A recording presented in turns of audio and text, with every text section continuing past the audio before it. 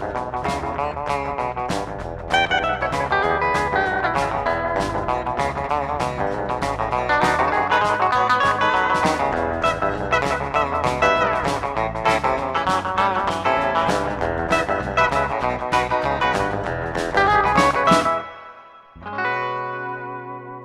guys, what's happening? Willie here at the Great Outdoors, where it has began to be cold. It hasn't really began to be. It's been getting colder and colder. We've had 27-degree mornings with wind chills of 19. I know where some of you live, that's probably springtime to you, but here it's darn cold. If you add a C to the front of old, which I am, it becomes cold. And as you get older, the cold is no fun. I'm not kidding. It's cold out there. You walk outside and you just want to run back in the house if you don't freeze right to the ground first. But we're not here to talk about the weather. But by the way, that weather report was brought to you by the Johnson Century. Not the Johnson Company, the Johnson Century. This one right here. This one told me to give you the weather report. This one Johnson Century. Not the company, because the company went out of business. But this one Johnson Century told me to give you the weather report. So it's brought to you by him. Which brings us around to our questions. That's right, questions. Topics that we are going to touch on today. This first topic has been touched on before, but I think I kind of did it in the middle of an episode, way back when. That was a pretty good way back for me, as old as I am. I don't get as way back as I used to. Sometimes I get back there like that and someone's got to come get me back to... Anyway, what was brought up was vintage equipment, vintage reels, what to look for when you find one sitting on the shelf, sitting in a box, sitting in a tackle box somewhere, a flea market, an antique store, whatever, and you pick that thing up. What are you looking for to find out whether or not it's worth buying? Well, there's a whole lot of files that go into that one category. First off, is it something you even want? That's what we got to look at. Is it a Zebco? Is it a Johnson? Is it a Daiwa? Is it a Airax? What is it? Is it something that you really want? Or does it just look cool and interest you and you go, hey, this looks neat, I think I want to take it home, tear it apart and see what it's like. There's nothing wrong with that. Again, this thing here, your best friend. If you got a signal, this thing is going to tell you what you have, whether it's worth anything, prices, whatever, or just what you're dealing with. Now, once you've got that reel in your hand and you're trying to figure out whether it's mechanically sound in any way, shape, or form, there's a whole lot of files to that category too. Let's just start with this Johnson Century 100B that brought you the weather. Well, now it's going to bring you the decision-making process on whether or not you want to buy, say, this Johnson Century if you pick it up off the wall, off the shelf, or whatever. First off, if you go to turn this crank and nothing happens, if it's stuck, do not force it. Okay? Usually that's a grease lock thing. The grease is hardened up inside this reel and it will not allow the function to actually function. It's got no function. It's not down with the function. It's old now and it's been sitting for way too long. It's like trying to make John Travolta do Saturday Night Fever again. I hope that never happens. Don't force it because those two gears are in there locked into place, all right? And if you force it, these gears are not made of super strong metal. You're going to mess those gears up. Speaking of gears, if you do have one that will move, one of the things that you're going to want to listen for, this reel actually has that symptom. Though this reel is gorgeous, looks really nice, I need to get some gears for it. Because, why? Listen. You hear that? That's two gears that are not happy with one another. They used to be, but now they've got problems. They're talking to lawyers and they've gone to therapy and all of that, and they're just not getting it together anymore. It's just not happening.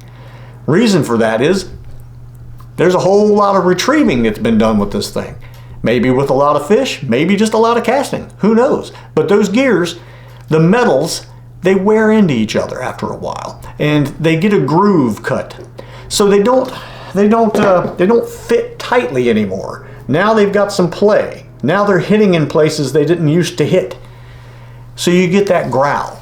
Okay. Now, will it fish? Yeah, it'll still fish. It'll still do what it's supposed to do. But as long as you can tolerate that noise and still continue to fish with it, you're okay. Otherwise, you too will have to call Gary Barber and get some gears for your reel. Now, number 2, try to press that button. If that button presses, did you hear those clicks? I would say 7 out of 10 times when you hear that thing click, you got something that might work. Now you want to listen for the next click. You hear that click? That click was the crank releasing. That's right, releasing. Because when you press the button, you're retracting. Okay, and what you're retracting is the pickup pin going in to the rotor. When you turn the crank, the pickup pin's coming back out and releasing. When you hear that click, you do have a reel that possibly is going to work okay.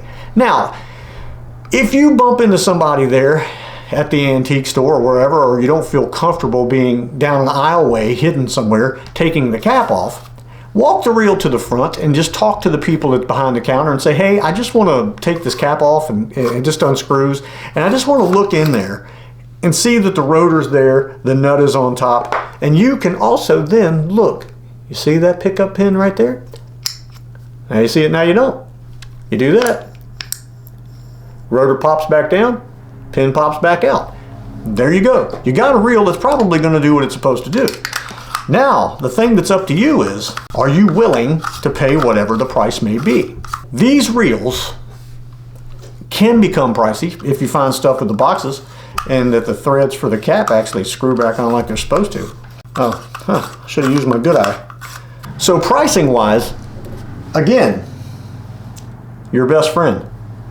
Pick that thing up, hit eBay, see what things are selling for. You got time, and if you got a signal in there, it doesn't take long. You'll look these things up and see what kind of prices they're going for. Me, I have picked these things up for as low as $2 a piece because, as I've said on numerous occasions, even if it's beat up, torn all to pieces, messed up, scratched, whatever, there's parts on that reel you're going to need at some point or another. So if you can pick it up for a couple bucks, just take it home and mess with it. You can operate, dissect, do whatever. For a couple of dollars, you don't feel so bad about it. Just saying. But that noise, that's the only thing this reel has not going for it. It needs gears, but it's gorgeous. So look past the dust, look past the dirt. Look that you can clean it up and make it look really nice. Take it apart, get all that rotten grease and dirt and stuff out of it, and you'll have probably a pretty decently functioning reel. Like I said, that growl is not going to keep you from fishing. Now, that's spin cast reels. Spinning reels, kind of the same thing. Let's go with this 304 that just happens to be sitting in front of me. A couple weeks ago, or maybe a week ago, whenever this video comes out, I don't know, you've seen me tear that one apart. What I usually do with these guys, first thing, grab a hold of that crank arm right there and see if it'll turn. That'll tell you a whole lot right there. If it turns freely, like this one actually did, that's great. Once I cleaned it, it turned a lot more freely, as you just saw. Flip it into the anti-reverse. Make sure it's anti-reversing and locking into place. Now, with the 304, you have a locking bail. Okay, so the only way that the bail releases is to make sure it does that. Some of these bails will get slow in these little grooves right here, and it might not pop all the way back at first, but once you come home and clean it up real good and put some oil down there, it works really great. All right, drag. Just loosen the drag up a little bit, see if it loosens up. It may have been sitting for a while and it might just pop right loose. If it doesn't pop loose, do not force it. You can clean it up and it'll work. Then tighten down on your drag a little bit, see if it gets tight. All is good. Now, with this reel too, you're going to hear that growl going on in there? Okay, well this one works okay, but it's going to need some gears as well. But you hear that growl. Honestly, because it is Sunday, I don't know that I ever owned a Mitchell that didn't have some sort of growl to it. Seriously, I don't know that I ever have. They always have some little, I mean, some are smooth. I've seen some that actually have a bearing or whatever that are smoother than others, but most of all my Mitchells have a little bit of a growl to them. But not much, just a little bit. But there you go, that's spinning reels. Now all spinning reels are not created equal. You're going to have different ones like this 2052 Shakespeare. It has a bearing, okay? And I think this one I got tangled up in here. I can't even actually I could just, if someone would, okay, listen. All you're hearing is that anti-reverse clicking. There is no growl in there, okay? But totally different gearing system inside of that guy. But again, flip that bail, tote that line, lower the mizzen mast, don't fall in the hole. And whatever you do, if you're swabbing the deck, don't get the captain's shoes wet. They don't like that. There you go. Now the other part of that question was rods. I am not a vintage rod guy. I do have a couple of, I think I got one back here. This vintage 308 Mitchell is on a vintage Garcia rod. I just matched it up because it was cool. Garcia Mitchell reel, Garcia rod, I just thought it was cool. So the rod was in great shape, a little flimsy, but that's you're gonna deal with that. Okay, rods come in all kinds of varieties, and in the older school stuff you have solid fiberglass, which is more like a CB antenna from the 70s or 60s. Then you have your wound fiberglass, which you'll be able to see because it's kind of it's got, you can see really where it's, but just look. That's all you got to do. Just look at the darn thing. Then you have your hollow tubed fiberglass, which usually snaps like a pretzel stick. I've never had good luck with the hollow ones. I've used them, they break. So I do not deal with vintage rods often at all. But you'll be able to look at a rod and really visually see, are the eyelets in good shape? The line holding the eyelets to the rod, is that going to hold up? You know, because you can end up spending a lot of money having a rod redone for no apparent reason. So vintage rods, do I have any? Yes, I have a few, but I do not use them very often. It's more for looks than anything else. I've got a couple of combos. I have a Ted Williams 304 or 340, I think it is. Ted Williams 340 combo that Andy gave me that came with the rod and the reel. So they're kind of cool together because they were made for each other. They were made for each other.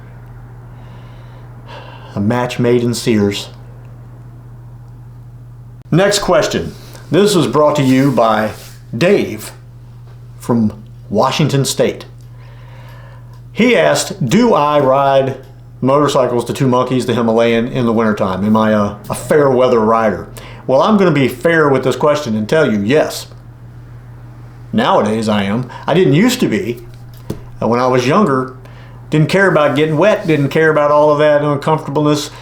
No, but it was more of a summertime thing, believe me. I do not like riding cold. When I had bigger Harleys and things that had fairings on the front and blockages for the wind and stuff, it wasn't that bad. But the monkey, both monkeys and the Himalayan has a window and that's about it. The engine heat on the Himalayan is a little more intense than the monkeys, and that does help a little bit. But I do not like riding cold. It's not fun.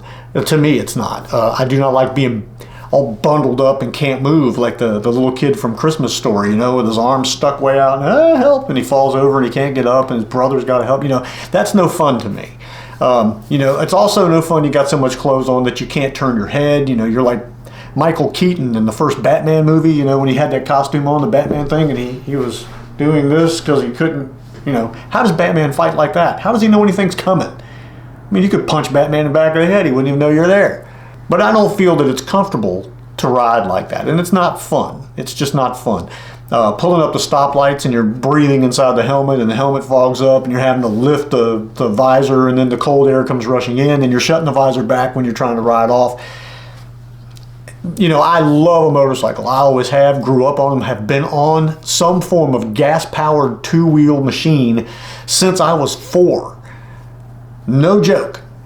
The very first bike I ever rode, very first motorcycle I ever rode, I was 4 years old. It was a Honda Monkey, of all things, red and white one, 50cc. My brother put me on it in the yard. I was 4 years old. I hit the gas and took off across the yard and drove right into my mother's Christmas tree. That was my first gas-powered, two-wheeled adventure. About 15 feet right into a Fraser fir. Hey, we all learn somehow or another. From that point on, I've been on two wheels ever since. But I do not enjoy cold weather riding, especially as I get older. I mean, if you take the word old and put a C in front of it, you get cold, and old and cold really just don't go well together. Just made that up right on the spot just for you guys. So, there you go. 2 questions answered. I hope you get something from that. Just remember, as I have said, I'll pick it up now. Just remember, when it comes down to the vintage fishing equipment, this thing can help you out. Didn't have this advantage way back when. You had to learn on the fly. So now you can learn on the phone. And if it doesn't tell you what you want, you can make that phone fly. Totally up to you. But that thing will help you out. As you do it more, if you do it more, you may just find that one real thing that you just were like, I had this when I was a kid. This is all I want to do. Just want to mess with it and have a good time. Then that's fine. These little tricks that I showed you earlier hopefully will help you out. Thank you guys for watching. Very much appreciate you. Now I'm going outside and rake leaves. Because when it's cold outside, the one thing you want to do is anything that will keep you warm. Raking leaves do that. For those of you who live in places where you have no leaves, I envy you. Thank you guys for watching. We'll see you on the next one. Whatever that next one may be. Now I don't even want to go outside. All I can think about is leaves and rakes and leaf blowers and gasoline. I need another cup of coffee now to stay warm.